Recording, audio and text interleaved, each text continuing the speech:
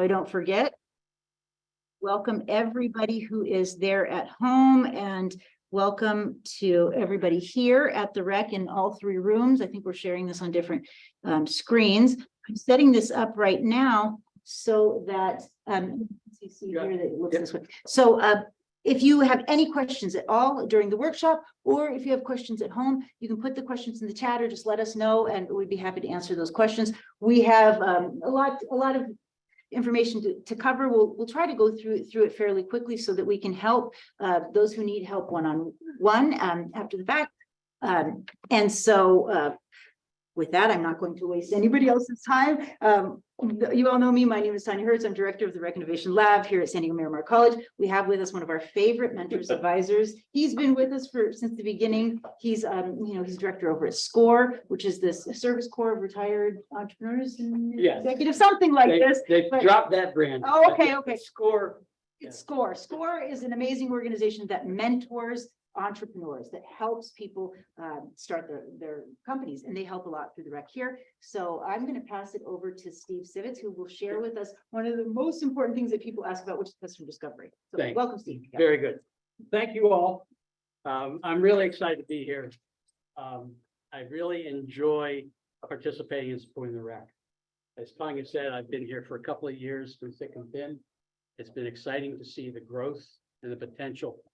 And a lot of it has to do with you individuals, the energy that you put into it, the ideas that you have. Just one last little plug for SCORE. SCORE is a nonprofit. It's a national organization.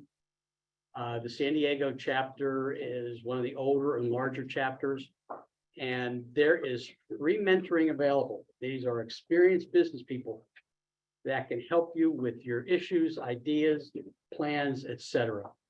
We also have workshops. We also have networking activities, etc.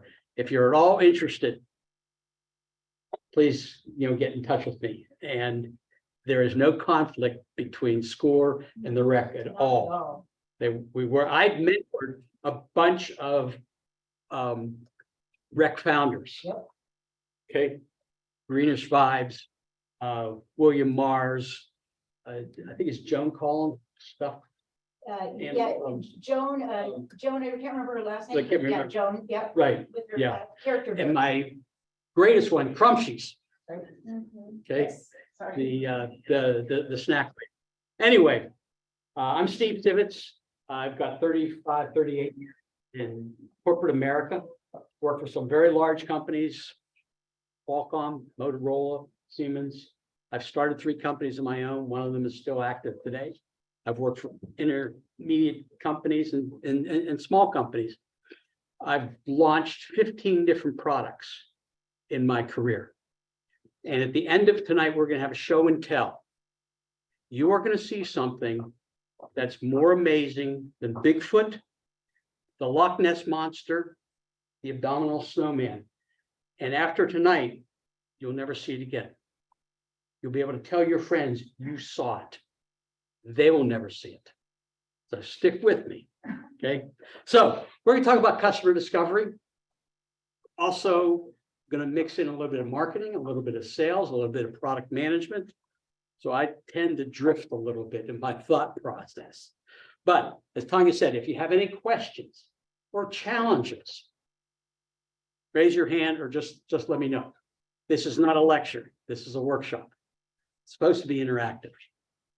So with customer discovery, what you want to do is you want to talk to your customers. But more importantly than you talking to them, you want to listen to them. Okay. So how do I do enter? So in my day, there was a teaching tool called a pop quiz. Some of you may not know what a pop quiz is. This is a pop quiz. Okay. What's the most important question a business can ask? Raise your hand. Any ideas? There's no wrong answer to this. Okay. Everybody's afraid. One of them is, okay.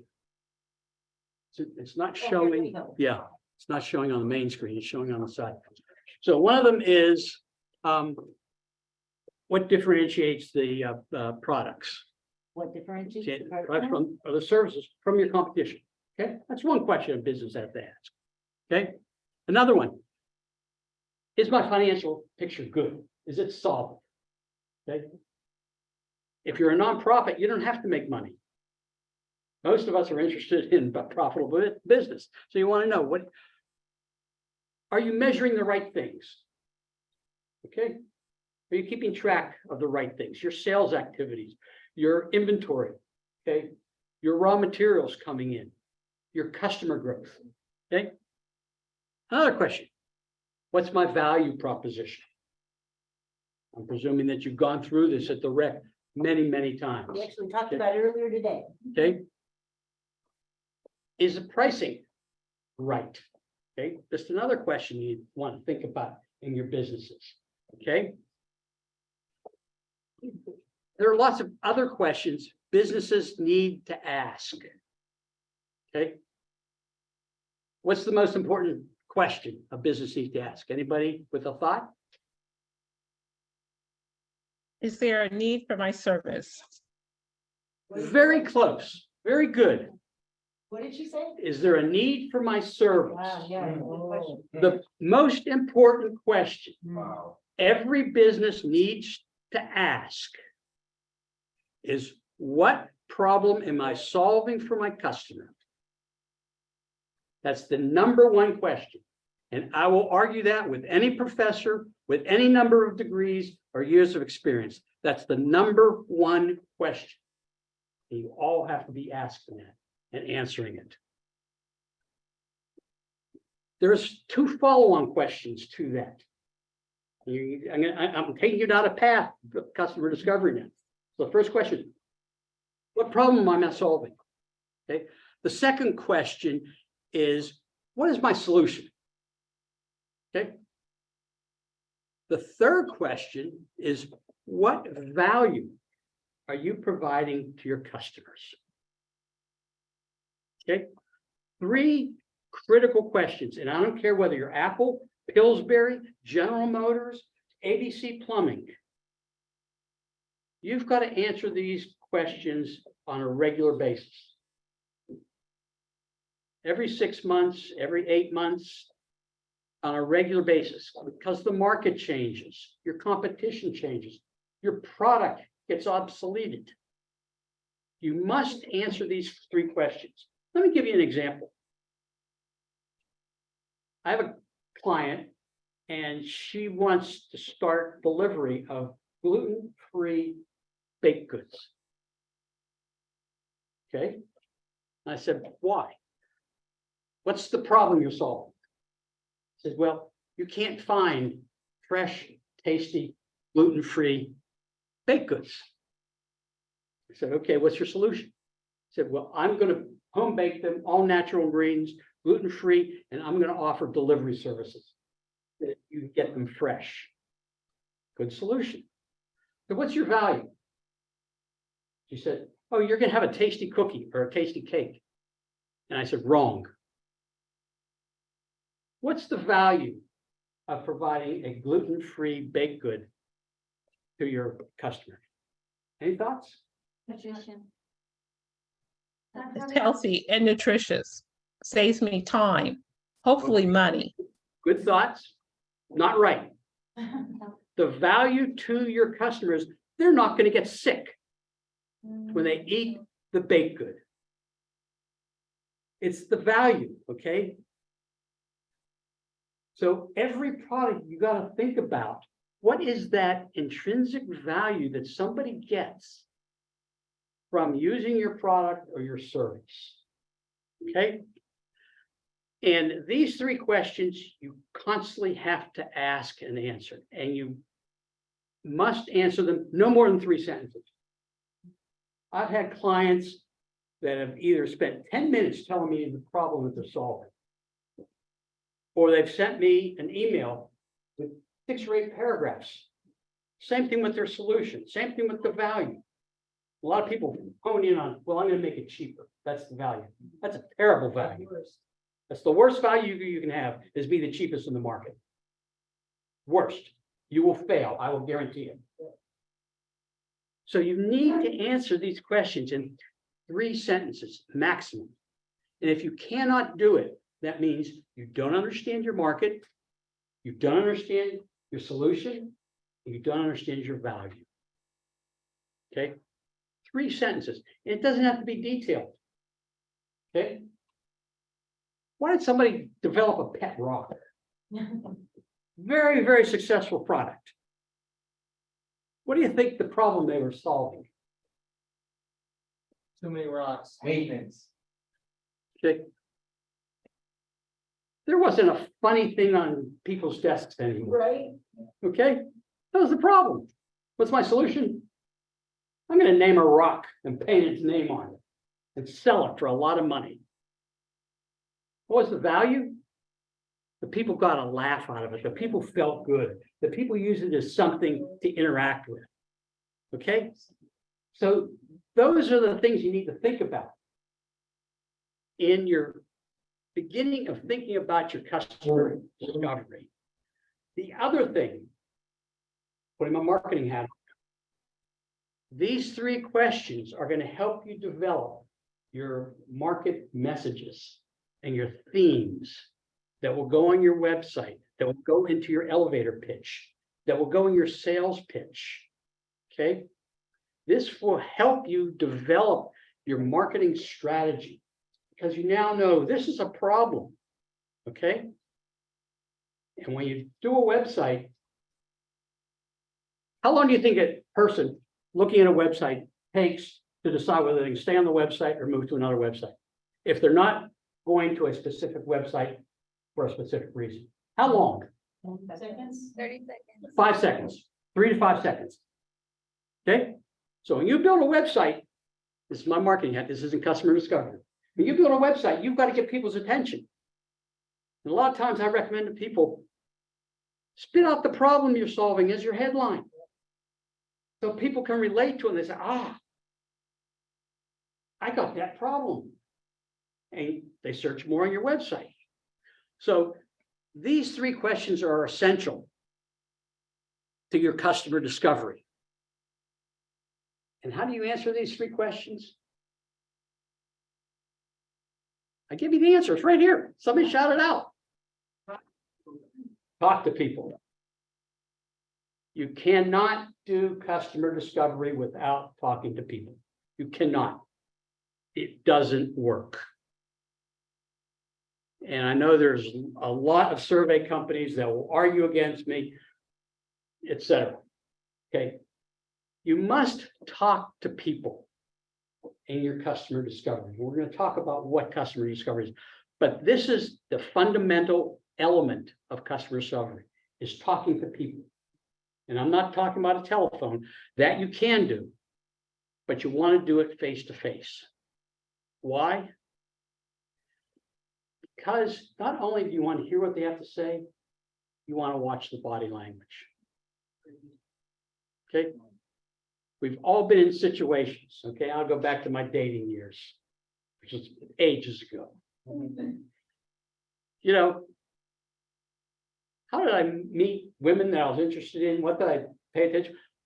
Terrible pitches, okay? I had a terrible line. I was absolutely the worst at it. But I watched body language, and there's lots of experts that talk about watching people for body language. Do they make eye contact? Do they smell? Do they smile? Okay. Do they turn away when you're talking to them? These are things that you need to focus on when you're doing customer discovery. Not only what people are talking to you about, but are they paying attention to you?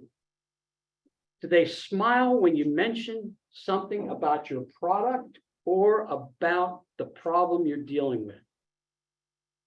If they smile, bingo, you've connected with them. Okay. You've touched an element that they can relate to. Put that one in your win column.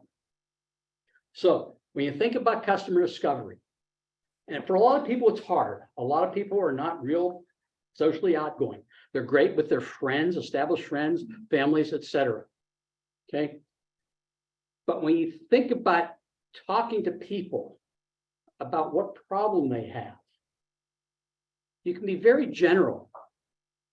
And the first thing that you want to do when you're starting your interaction is you want to smile. Okay. Okay. You want to smile, you want to look at them. And you also want to ask permission. You're standing in line at Starbucks and somebody's talking about something, you overhear it and you can relate to it and you say, geez, I overheard what you said. Can I ask you a question about that? 95% of the time, people will accept your request. Okay, there's all kinds of research that's been done on that. So you want to interact with them, okay? You want to smile. You want to get them to talk and associate with you. Okay, you want them talking to you. You are not talking to them. Customer discovery is very much like the human body, as I like to say. The human body is very, very complex. Okay, we know a little bit about it. Western medicine, Eastern medicine, okay? There's still a lot we don't know. How things interact with each other, how they work, why they don't work, etc. And customer discovery is very much the same way. Okay, the feelings people have for an issue and your solution, they intertwine, they intersect sometimes. Sometimes they diverge. Don't be upset. Everything that you get in your interaction with a person is valuable to you to understanding what is the problem. Is it really a problem? Is your solution reasonable? How can you appeal to those people? Okay. Even if you bring something up that they say, oh, that's a crazy idea. Good, mark it down. Red walls are crazy. Okay. Don't suggest that they paint the walls red. Ask them what color would excite them to see the walls painted. So when we talk about this subject, the first thing to really understand is what is discovery. Okay. And there's lots of interpretations, there's lots of definitions, but for you in a business or a product area, discovery is finding out something. Primarily finding out about your market. Okay. Also finding out about your solution. Do people really want a pet rock? Maybe they like feeding their dog and walking their dog. It's tough to walk a pet rock. Okay. But you'd like to hear that with somebody says, hey, I don't need a pet rock. I've got a dog and I love walking my dog. Hey, you just learned something. When people have a pet, they want to interact with it. They want to do something with it. Okay. Pet rock doesn't do that for you. What is a customer? What's a customer? Who's a customer? People that you offer to use it to? Who's a customer? Companies. Somebody said it. Give you money?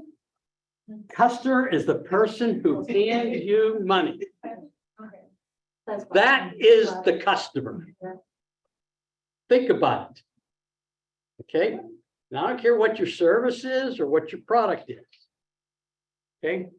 This is why you brought it. You could have people that use your product or advise people to use the product or advise people to buy your product. The person who hands you money for your product is your customer. I don't care whether you're in a corporate environment, and I've been in lots of corporate environments. Okay. And I've sold services, I've sold products to corporate America. You know who my customer was? It wasn't the engineering team. They were users. They were influencers. My customer was the purchasing department or the business director of the business unit who had the budget to pay for that service, for that product. That was the customer. The engineers used it. The engineers loved it. They advised, we need this. This will make our lives a lot easier. They were not the customer. So when you think about your customer, you want to think about who is the one that's going to hand you money. Telling you about it, another client I had, very, very bright mechanical engineer. working on his master's, and he had this idea and plan for a baby seat, car seat for babies. And he showed me a 30 slide deck the first time we met. 30 slides. 3 hours. And I was kind, even though we scheduled for an hour. And he talked about all the features, all the capabilities. It was going to do this. It was going to be wrapped in this type of foam, et cetera, et cetera. And I said to him, so who's your customer? He says, oh, anyone from 6 months old to 3 years old. I said, wrong. And I just looked at him and said, you're wrong. You don't know who your customer is. And he looked at me, he was stunned. Said, your customer is the mother and the father of that child, or the grandparents. The person who is buying that child seat. Now, the baby is important. They're an influencer. Okay? They want it to be very comfortable. They want it to be bright and shiny. Okay? The babysitter is an influencer. She wants it to be easy to move in and out, take it out. She wants it to be safe, etc. But the customer is the person that is going to hand you money and smile. Thank you very much. You solved my problem. Okay? And your work is done when they have that. So know who your customer is. So in your customer discovery, you want to understand, is the product idea or service idea that you have, is this individual really going to be the one that is going to pay for it? Okay. I have 3 cars in my family. I haven't bought a single one of them. My wife bought all 3 of them. Every single car. Because she signed the check for him. And she's the one that talked to the salesperson. He knew that I was just an influencer. She loved the car. No negotiation. She paid full price for it. But she knew in 5 minutes that she was buying that car. And the salesperson knew that I was irrelevant. Even when I suggested that we look at a different model. He never turned away from looking and talking to her. And I was literally standing like 5 feet away. Because he knew she was the customer. Okay. So, what is a product? Again, what you have to think about. Okay. And products can be items or it can be a service. Anybody have Verizon Wireless besides me? Okay. What's the product? Cell service. Right. Connectivity. Okay. That's a product. Okay. You buy for it. And you have certain expectations of what it's going to do, how it's going to work. Is it going to be reliable? Is it going to be clear? It is a product. Okay. So when you think about the product that you have and you start understanding how it's going to fill that market need or void, then you really can start thinking about, is it relevant and to whom? Who are the people that it's relevant? So we talked about, what's discovery? What's a product? Okay. So when you mix the customer and the discovery, now that you know how to identify or think about who the customer is, okay? And don't get me wrong, there's nothing wrong with talking to influencers, okay, or users, okay? The guy with the baby seat, he had to be tuned in to what that 6-month-old child was going to be comfortable in, and what was going to help him give the parents the confidence that it was the right purchase. Okay. So when you start putting the customer and discovery together, you're starting to realize what the void is. What problem are you solving? Okay. And you're getting yourself focused. So you're not getting yourself sidetracked. So you're going to determine who your customer is, and you're going to use the discovery to find out, is it appealing to them? Okay. And one of the things, again, I'll get to another, not customer discovery, but it's part of strategy. Do not focus on price. If you're starting a business and you feel you want to be low price as a strategy, you will fail within 6 months. Guaranteed. Yep. You will fail.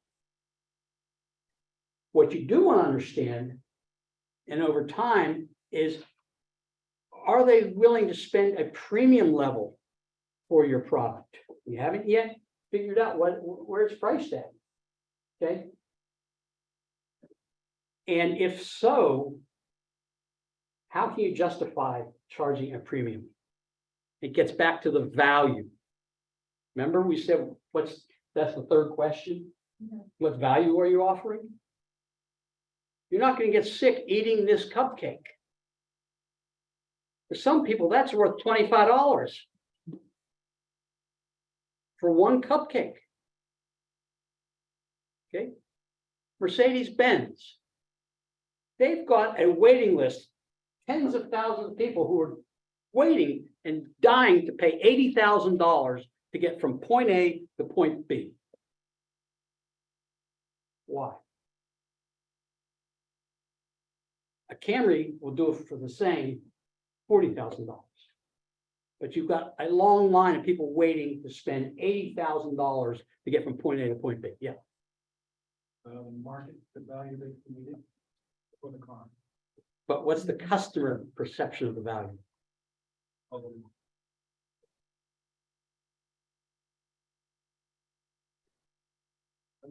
The customer perceives it as, hey, this is prestigious. Okay. They feel that they relate to that level of spending. This elevates their image. That's part of the value. Also, they say, hey, I'm sure that I'm going to get from point A to point B in luxury and style. A lot of gee-whizzy things. Okay. They won't use 95% of the features on that car. Guaranteed. Guaranteed. But the value is the perception they have in the marketplace. I can afford $80,000 to get from point A to point B. Okay. And Mercedes has done a fantastic job of promoting that image, that value that they extend to their customer. So when you go through the customer discovery, you're going to really look at two fundamental elements that are going to come out of customer discovery is what's the purpose of that product? What problem is it solving? And what is the value that you're giving to your customer? And if you understand those, you really got yourself positioned to succeed. But as I said, when we started out, every 6 months, every 12 months, we look at these questions because the market will have changed, especially in our day and age. It changes rapidly. So, customer discovery identifies a problem, helps you understand what your customer is looking for. It gives you qualitative information about the marketplace. Okay. How many people are really interested in this? Okay, what are the demographics of my customer? Okay. It also helps to validate your product market fit. I don't know whether the rec is taking you through that or not, but I've talked to a lot of people that have got a great product idea, but they're trying to sell it to the wrong market. Okay. So you also, using customer discovery, help your own development process and understanding what are people looking for.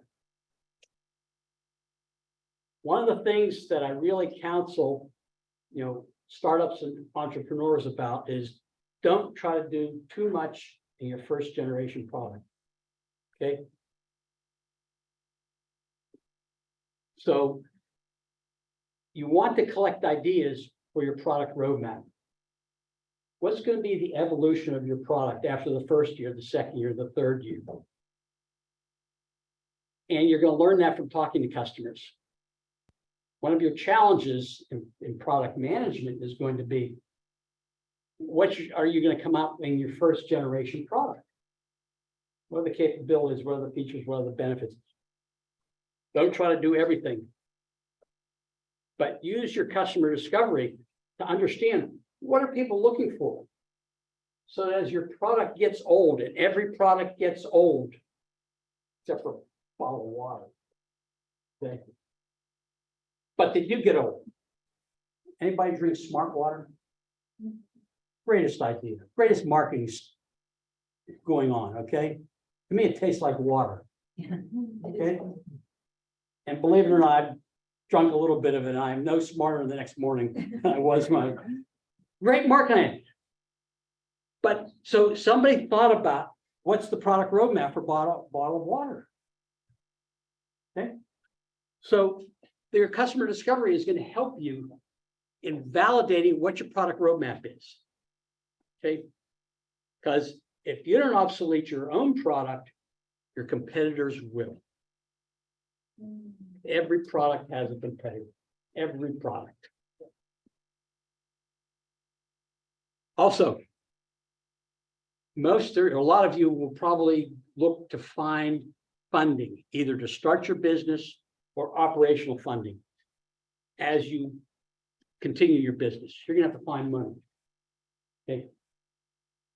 Most businesses, large or small, go out and find additional funds. Companies sell stock. They borrow money.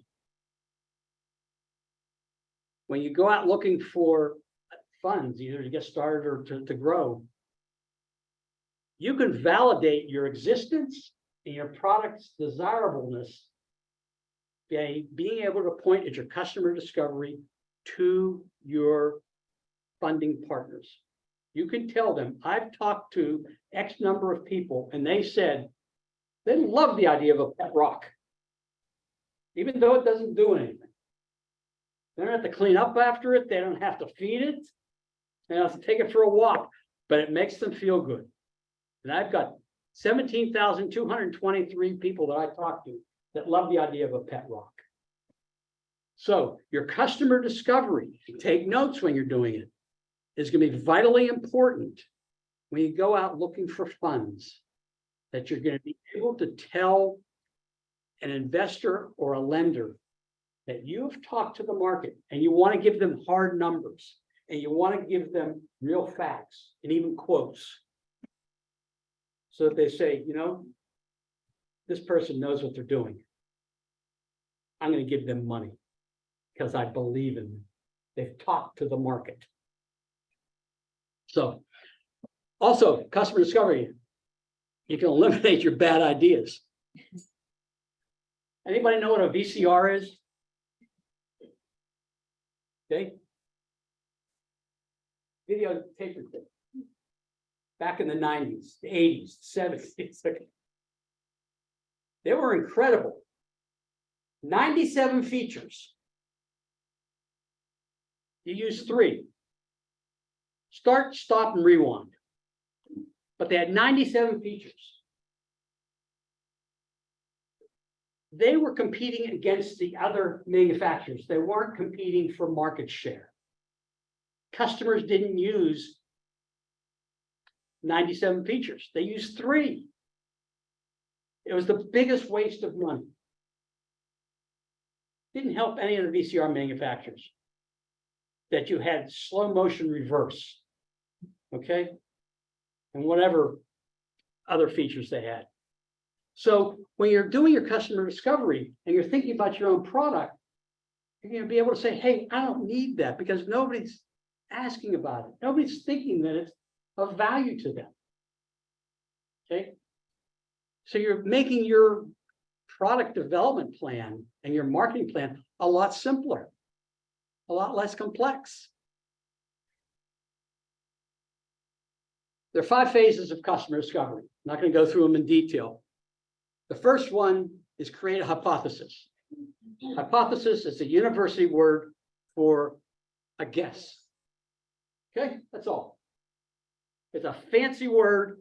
It means nothing more than a guess. I don't know why they come up with it, but everybody, so I was going to use it. Okay. So you create the hypothesis, either about the market or what you think your product can do, or what you think the customer wants. Okay. You test that, but you don't come out and directly ask somebody, do you need a new car seat for your baby? What you want to find out is, you ever drive around with children in your car? Youngsters? Oh, yeah, lots of them. I just have a 6-month-old. Wow. Are you concerned about their safety in the car? You want to really get involved in understanding their mindset and their thinking about what their problem is with having a child in the car. Okay. You don't tell them, hey, I'm going to build this real gee-whizzy, really super duper baby seat. Easy to put in, lots of colors, lots of things for the child to play with. Okay. You're leading your customer. You're not discovering anything. So you test your hypothesis. And the best way, like I said, is to interview, talk to people. And it could be friends and family, but realize they are friends and family, that they're going to probably have a biased opinion, or they may not want to tell you something that they think you don't want to hear. Keep that in mind. But if you're talking to friends and family, use them to help you get introduced to somebody else that may have a similar situation of what you're interested in. Somebody that they work with, and lead them in that direction. Hey, I know you've got a gluten problem. Thank you for telling me how bad it is. Do you know somebody else, somebody that you might work with that I could talk to about this? I guarantee you they will say yes. How do you thank the person for their time? Ah. Because they have no business doing this. I'm going to get to that. But very good point. Besides smiling when you start talking to somebody, thanking them at the end is the second most important thing. Okay. So you test your product concepts too, but don't tell them I am building this baby seat and it's going to have 3-inch foam here and this. Just, hey, I'm going to build a new type of baby seat. What do you think is going to be important when you think about using it? Easy to get in and out? Is it secure? Is my child going to slip through it? Okay. Let them tell you. Okay. You want them to talk to you about the situation or the product that you're investigating. You don't want to lead the witness. When you get this feedback from customers, and this is the tough part, and I know the rec is doing customer discovery differently. They're having 2 people, one doing the interaction and the interviewing, and the other person taking notes. So it's hard to do good customer discovery and remember everything. So that's why, again, a tactic that I suggest you consider, smiling and saying thank you, with 2 tactics, keeping it short. Okay. And when you're done, jot down the key things. Just make notes. Don't write, great big paragraphs about it. But sure. What are the top questions that you would want to ask someone, and what's the time frames that you want to keep it under? I don't have a time frame, but when I start interviewing somebody, really not, you're interacting with them. I interview is a more formal. I start off with saying, do you have 2 or 3 minutes that we can talk about this? And if you strike a good chord with them, that's going to be 10, 15, 20 minutes. Okay. And the longer the discussion goes, the better it is for you, because you've hit on something good with this particular individual. So not only understanding what are they telling you, understand who are they? How did they arrive in this situation? Okay, well, I had a child. Okay. Well, there's lots of baby seats out there. Yeah, but the ones my friends have used, they've been terrible. You can't move them from one spot to the next, and they wear out after the first child. And let them tell you that. Don't ask them, well, how easy is it to move from one side of the car to the other, or take it out so you can get the dog in the back seat. And Steve, No. can I ask, that's exactly, you don't want to lead them, you don't want to, take them down the path, but you do want to get to the problems that they're having with the solution to the problem that they have now. So, but another way, how how they're solving that problem now, you want to find out everything that's wrong with it so that you can fix it, right? So that your company does things differently. And well, there's so many tips on this, I know. And, We're not talking about this at length. Yeah, I've got, Yeah, yeah, it's they're coming not- up. they're not gonna- So here it is, ingredients in customer discovery. Don't ask them, what do they want in a product, especially if you've got a new idea. Because what they're gonna do is they're gonna tell you about a product they already know about. Okay, you want to hear about the problem they're having. And you're supposed to be bright enough to figure out the solution. Okay? That's why you think you want to be in business. And if you don't think you're smart enough, then you should go work for somebody, seriously. Don't start a business. Having a business is being smart enough to figure out what your customers want that they aren't getting. Okay, that's all business is about. And then delivering it. So don't ask them, what do you want? Okay. So you really don't eat baked goods very much when you're walking at the fair, why not? Okay. I love these are great. So- Sorry. That's because I can only eat gluten-free. Well, why? Because I get sick, upsets my stomach. And I have a friend who has got a very bad gluten problem. And my wife spends a lot of time when we say, let's go out to dinner. Then the challenge is finding a restaurant with gluten-free stuff on the menu. Okay. Don't just talk about your own specific solution. There's nothing wrong about asking about your competitors. What do they like? What do they don't like? Okay.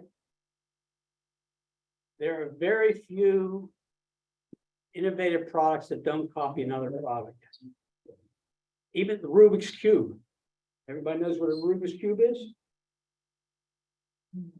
Well, there was a game, I don't even remember what it's called, it was a numbers game. You had on a little board and you scrambled in the numbers, and then you had to put them in the right order by moving them. Okay, Yeah, I don't remember what it's called. that's right. Yeah. But you just moved, there was 9 numbers and there was only one empty spot. So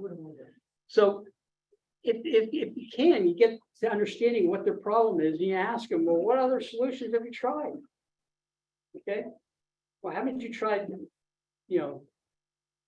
Graco baby seat? Oh, yeah, but this is what I think.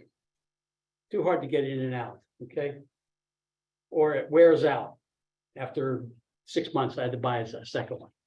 Steve, I have a Yeah. question. So I'm very adamant about when they're doing these interviews, that they're not allowed to pitch at all. They're not allowed to talk about their business idea at all. Do you feel the same way? Yeah, it's on some slide. That's Customer, number 2 here, right? Yeah, don't talk about your solution. right.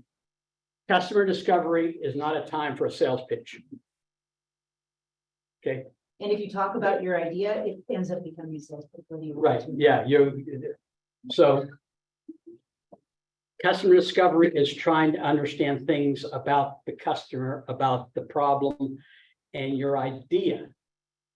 Okay, and your idea, until it's actually sitting on a countertop with a price tag on it, you should have the ability to change it. So that's what you want to get out of customer discovery. So when you're talking about it, yeah, you could talk about something. These are the things I think are important to have in a new baby seat. Okay. What do you think? Let them say. I'm gonna have these real firm closures. Somebody would say, oh no, that's the worst thing. Try doing it with unflipping that baby seat with one hand while you're holding groceries or the child. Good point, okay? But you learn something. So don't talk about the specifics of your own product. Talk about the general capabilities or things that it might be able to do. Also, ask open questions. A yes/no answer is unacceptable. So you want people to talk to you, okay? Tell me about your experience with, okay? You know, is it a real issue with you when this happens? If somebody gives you a yes/no, your follow-on question is, well, can you tell me more? Well, why is that? Okay. Why do you feel that way? Have you just started feeling that way? Have you always felt that that was a bad product? So again, the idea for customer discovery is to get them to talk to you. And every psychologist, every social worker will tell you, people like talking to other people. It makes them feel important, valuable, worthy, et cetera, et cetera. Okay. So use that to your benefit of getting them to give you feedback about your guesses.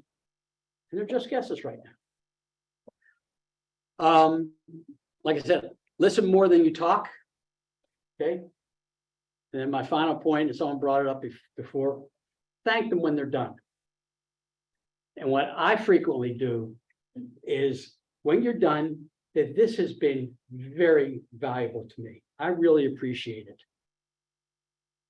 And can you suggest somebody else that you might know that I can have 2 or 3 minutes with to also talk about this? You'd be surprised how many people will say, sure. Okay. Or another approach that I've used very successfully is, as I learn more about this issue, would you like me to get back to you on it? A lot of people that I mentor are students. And I tell them, use that student card all the time. You're doing a research project at Miramar College. And a lot of people like being able to contribute that. So I tell them at the end, suggest them, would you like me to get back to you and share with you what I've learned from others? Some people will say yes, some people will say no. Okay. But the important thing is that also, if they say yes, it validates this is the type of customer profile that I should be appealing to. Now, what did you learn about them? Sex, age, where do they live? What sports do they like? What do they do? Do they drive a car? Do they speak English? Okay. These are all things you want. You don't have to ask them. That's what I was gonna say. Yeah, you don't have to ask them. But you want to capture it on your notes. Jot these all down. Okay. My last point here is, without customer discovery, you're guessing and praying. Okay, you are. That's what you're doing. How lucky do you feel? The hypothesis. Here we go. Not going to spend a whole lot of time on this, but there's a lot of different things that you want to think about in your guesses. Okay. As we drill down on primary hypothesis, is what problem are you solving? Okay.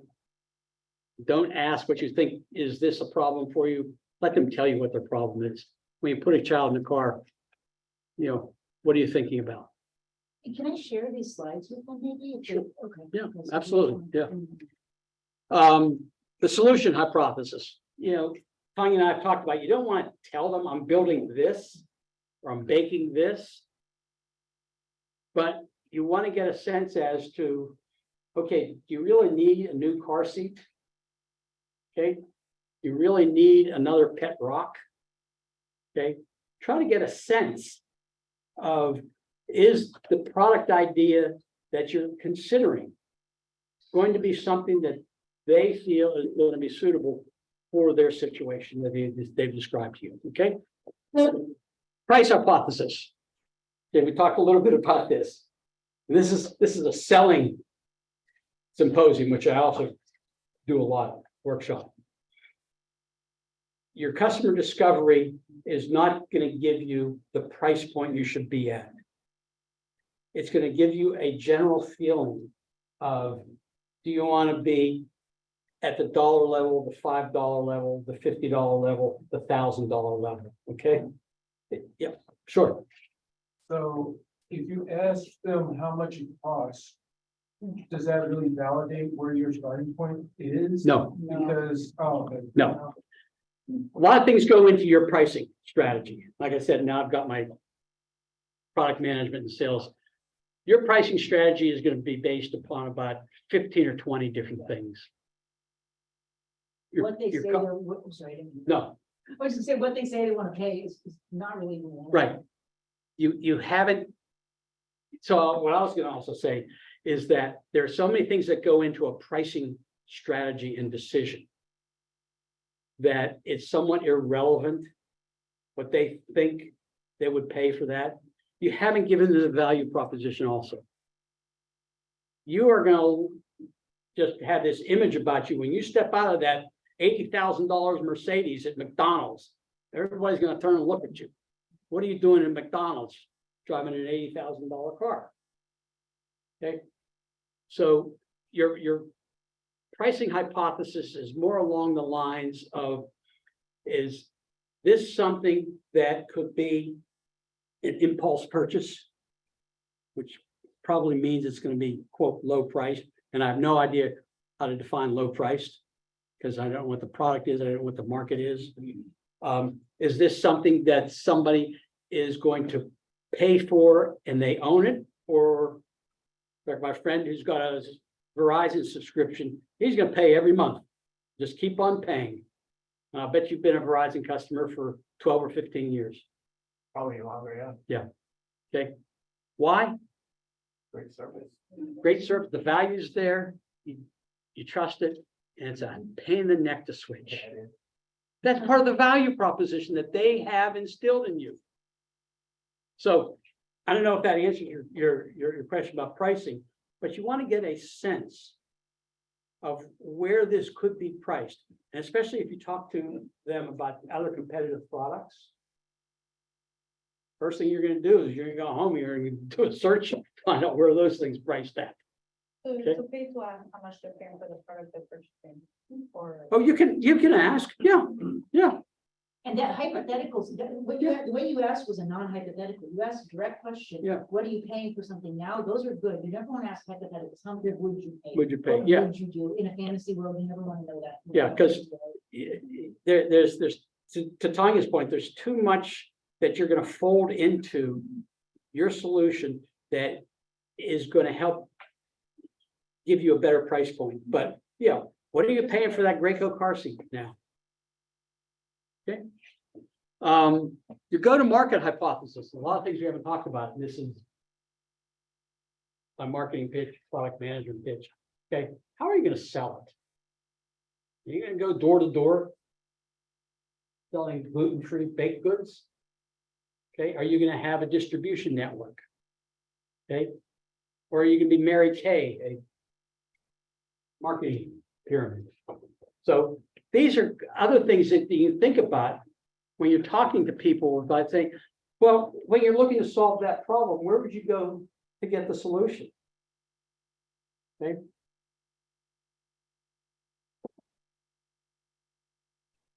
Customer discovery is kind of what it narrows down through, is that it validates your guesses. And also it should be causing you to generate additional guesses or hypotheses. Okay. It's going to help you confirm what you think your market segments are, where you're going to start. Okay. Because once you get into the marketplace, you'd be surprised at how quickly you start thinking to yourself, well, geez, am I targeting the right market, or can I expand it, the market that I've already identified? Okay. You're going to also help evolve the product messaging. And this gets back to what the three questions. Yes. What's the good number of customer discovery that you would want to talk to a certain amount of people? That's an impossible question to answer. How, I'll give my, you stick with your answer, don't change it. Mine is, how comfortable will you feel? Or how many people will make you feel comfortable in betting your future on what they've said? 3 people? 30? 300? It's a tough, I get that asked that a lot. How many people should I talk to? As many as you can. We're just to let everyone know, we're really close out of time, so we'll kind of keep this quick, and there's so much more we can do. I'll stick around for people who have one-on-one questions, but my answer to that is, I ask questions until I start hearing the same thing over and over again. Once I start hearing that, then I know that I've learned that, and I can move on to the next. Okay, two last little points, okay? Another thing that comes out of customer discovery, which is also product management, which is also part of marketing. Difference between features and benefits. Anybody have a smartphone? Does it have a color LCD? Color LCD? Yeah. Yeah, no, yes. Okay, is that a feature or a benefit? It's a feature. And also colorblind. The reason I argue with that is because, I know what you're saying, but the reason I argue with that because if it was black and white, for me, it doesn't validate why I'm paying so much for this. Right. So a feature, as I say on the chart, a feature attracts people's attention. People pay for benefits. So, But it could be a benefit if it's helping my eyes. If it's a screensaver on my phone, that becomes a benefit to my eyesight. yes. What the color LCD on your phone does is it gives you a very vivid, enjoyable viewing experience of a picture, of a video, or an object. That's the benefit to you. If you only watched black and white movies, okay, why would you pay $300 for a color LCD? Okay, as we say in this example, you're a hiker, you're going into a sporting goods store, you need a thermos, and you see a wall full of thermoses, and one's labeled, aluminum, triple wall, foam insulation, all features. The benefit is it's going to keep your drink cold for 12 hours or hot for 8 hours. That's the benefit to you. Or it's not going to break if you drop it. That's the benefit. The features are it's aluminum, it's triple wall, it's got insulation in it, etc. So a lot of times people focus on what features are going to be in their product or their offering without thinking about what's the benefit to the customer for providing that. I'll go back to the VCR, 97 features. Nobody used them. Nobody bought them because they had 97 features. They bought it because it did a good job of playing a movie back. So when you're doing your customer discovery and you're thinking about your product, or you're thinking about what people are telling you, you want to hone in on what's the benefit that they feel that they're going to get from this type of solution. Yeah. Can you tie a benefit to an emotion? Usually, yes. I would say it usually gives people a comfort level. They feel good. They will smile. They'll relax. They'll take a deep breath. Okay, that would be a benefit that somebody is more comfortable than they were a minute or two prior to understanding that feature that they were, presented with. I was just gonna, just jumping, I Yeah. think we're gonna have to wrap it up, because Okay, a lot of them have so- to get going, but, Yeah. like, seriously, I'm happy to help Yeah. afterwards with anybody, that's what I wanted. So, last slide. So the hypothesis, dogs only eat dog food. I'm a dog owner. That ain't true. That's not even close to true. Okay? So I appreciate the time you're spending with me. I enjoy this tremendously. Any other questions, I'll hang around. I do have to fulfill my promise. Are amazing. So. Where was the world's first smartphone developed? Where was the world's first smartphone developed? Developed. Similar to Silicon Valley. Oh. Qualcomm. I did not know that. What year? 1998. Earlier than that. You are standing with the product manager. I cannot say I invented it. There were 20 other people on. So cool. 1998. Qualcomm. And most of you may not know this, they had a cell phone division. Okay, Paul Jacobs. And I was the product manager for the first smartphone called the PDQ that merged a CDMA phone with a Palm Pilot. Anybody here old enough to know what a Palm Pilot is? Okay, it was a handheld device that used a touch screen that allowed you to actually write on it. It had its own alphabet called graffiti. I married those two together into the world's first smartphone, 1998. 10 years before Apple. You people are seeing this. Your friends will never see this. Told you.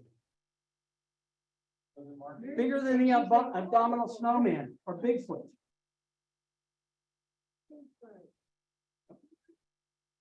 Oh, geez, it is. This is the PDQ. Okay,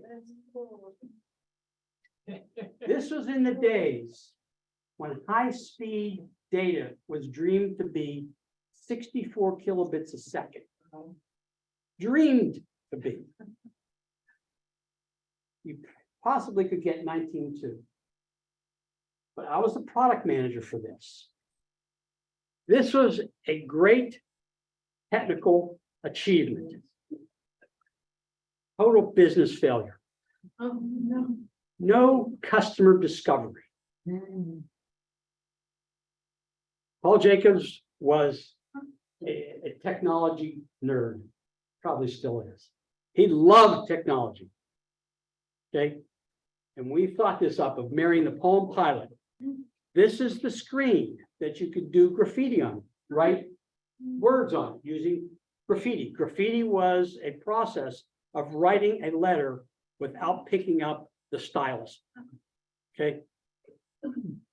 And it was also a voice phone. Now, why was it a failure?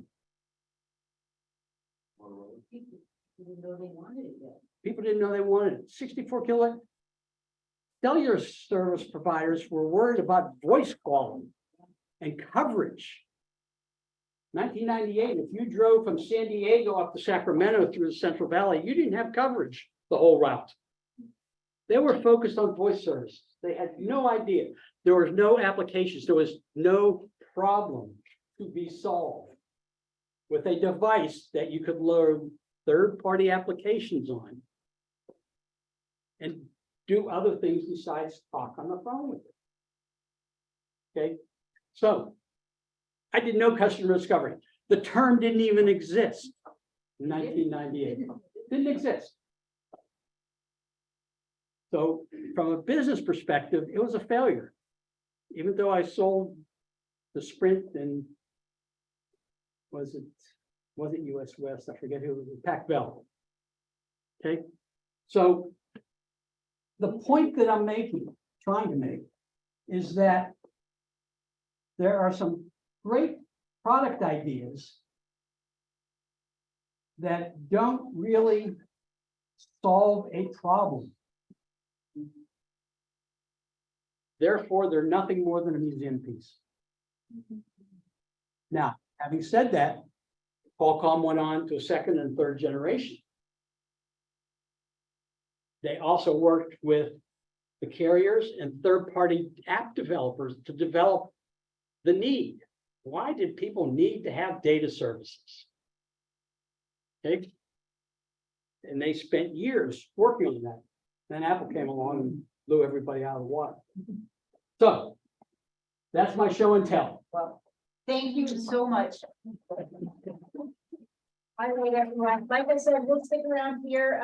We do have a mentor lab hours at the rec this semester on Thursdays. We're trying to work out some time with Steve that he can come to one of the lab hours, but I'll let you know on those. The rest of you, if you want to come any Thursday, we do lab hours 2 to 8 p.m. here. This video recording will be available in the next couple of days. Thank you all for coming. And please do fill out the survey. We put the survey in the chat for those of you at home. I'll send the people who came here, I'll just send it to you guys in an email. So you can let us know what else you want to see. And again, thanks everyone for being here. I'm going to go ahead and stop recording. Thursdays, 2 to 8 p.m., 2 to 8 p.m. or 7 p.m. I'm sorry, 2 to 7 p.m. 2 to 7 p.m. In this room. And it's here in this building. It's usually in the room right across the way. So C105 usually. I can't stop this. I don't know what I'm doing here. All right. To everybody, Angela, if you're remote on here, or can you get her to stop it? I don't know how to do this. Hi, Tanya. Yes. That's super rare.